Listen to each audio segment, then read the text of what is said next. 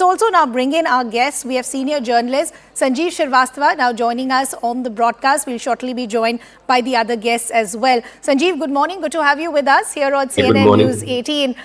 Let's begin with our conversation around Madhya Pradesh. Now, many have described it as a battle of the Kamals. Now, which Kamal will it be? That is going to be a decision by the voter, and we'll know that on the 3rd of December. But going by what we've seen in the past in the state of Madhya Pradesh, an extremely close fought battle last time around that led to a government coming to power, having power for 15 months, and then a rebellion leading to the other political party coming in. Going by what we have seen, how closely fought will Madhya Pradesh be this time around? See, Madhya Pradesh on paper looked to be a Congress win because there's this four-term anti-incumbency, the manner in which the Congress government was toppled, the fact that Shivraj has not been projected, still not been sidelined, that kind of contradiction. So all those things were becoming a factor, and Congress was looking distinctly ahead. But like BJP always does and has the capability to do it, put in everything from putting out 7 MPs and key leaders. Then in terms of resources, you can't match BJP these days. And the last mile conversion they have because of MP being a very strong fortress of RSS since the 70s virtually. So last 50 years, it preceded Gujarat in that sense. Yeah. So that's how now what one hears towards the end of it, that it has become a close match. Yeah. There's no way, hindsight is the most powerful sight. We'll all know on 3rd what's happening. Sure. But I would say that unless the Congress really get its act wrong in a big way towards the close of it, it looks that they have a nose ahead. Okay. Sanjeev, I'll just request you to hold on to your thoughts. We want to play out that crucial reaction coming in of Jyotiraditya Scindia. I believe he's just cast his vote. Let's listen in. ID नीचे करिए ID नीचे मतदान किया अरे भाई 1 minute पहले सब लोग सर चेहरा आप नीचे कर दीजिए डाउन करिए थोड़ा नीचे कर लो माइक नीचे कर लो भैया थोड़ा सा अगर फैल जाए जी महाराज आईडी नीचे करो आईडी चेहरा दिखने दो यार करिए चालू करिए महाराज अरे नीचे कर लो सर शुरू करिए ना वो तब तक रहेगा आज प्रजातंत्र और लोकतंत्र का जो एक उत्सव है, मतदान सबसे बड़ा कार्य प्रजातंत्र में नागरिक का होता है। आज उस मतदान करने का सौभाग्य मुझे प्राप्त हुआ और मुझे पूर्ण विश्वास है कि प्रदेश की जनता अपने भविष्य, अपना विकास, अपनी प्रगति सुरक्षित और निरंतर रखने के लिए भारतीय जनता पार्टी को पूर्ण बहुमत के साथ इस चुनाव में जिताएगी और पूर्ण बहुमत की सरकार भारतीय जनता पार्टी की 3 दिसंबर को बनने जा रही है। बहुत बहुत धन्यवाद।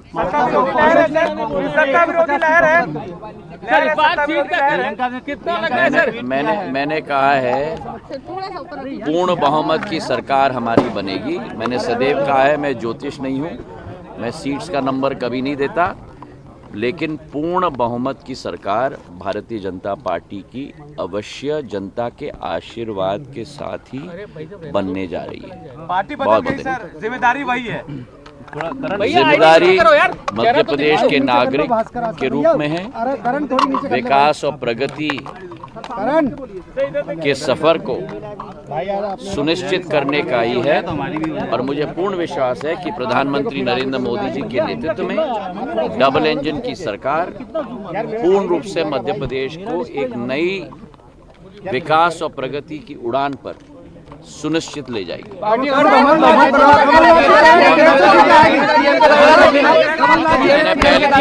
मैंने पहले से ही कहा है मैं सीएम के रेस में नहीं हूँ, ना मैं कभी था ना आज हूँ। आप लोगों ने बार बार मुझे पूछा है 2013 में भी, 18 में भी और आज भी पूछ रहे हैं।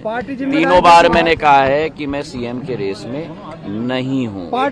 ये रेस कुर्सी का नहीं है, ये रेस विकास का है, ये रेस प्रगति का है और ये रेस जनता का विश्वास सुनिश्चित रखने का है। कुर्सी का रेस कांग्रेस की है।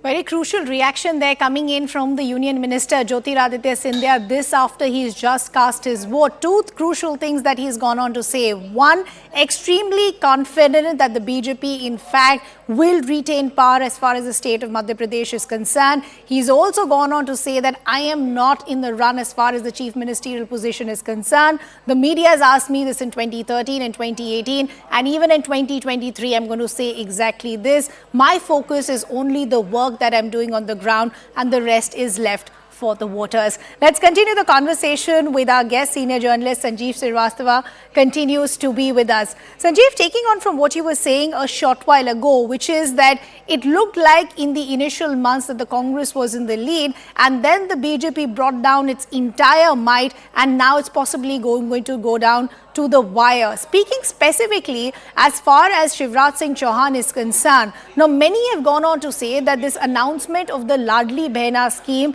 possibly was a game changer for Shivraj Singh Chauhan's prospects himself. But the criticism here by the Congress has been that this came so close to the elections. Weren't these Behnas Ladli 5 months ago? So was this just an election jumla as they've called it, or was there real intent attached with it? See, Shivraj has been quite a competent and populist, mix of competence and populism. And that's why he's there again. And he's still the main face of the BJP. Yeah. But I think there is a certain element of, people just get bored. People just get bored for no reason. So here you're seeing one person's face for 20 years.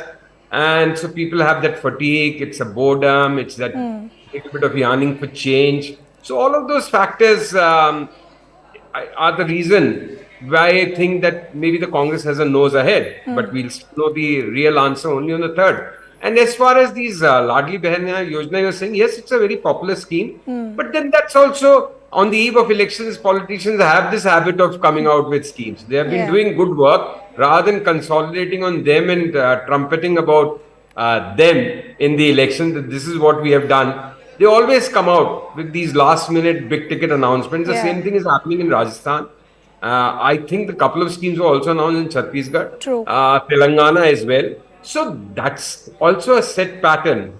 But if you will allow me and ask me a question, I would love to talk about Jyotiraditya. His reaction was interesting. His body language was interesting. Sure. So let's talk about Jyotiraditya Scindia and then I'll talk about the other players in the fray as well. For Jyotiraditya Scindia, of course, as I was discussing with our colleague short while ago as well, this time around the fight and the narrative has gotten extremely personal with Priyanka Gandhi Vadra taking a very personal jibe at Jyotiraditya Scindia.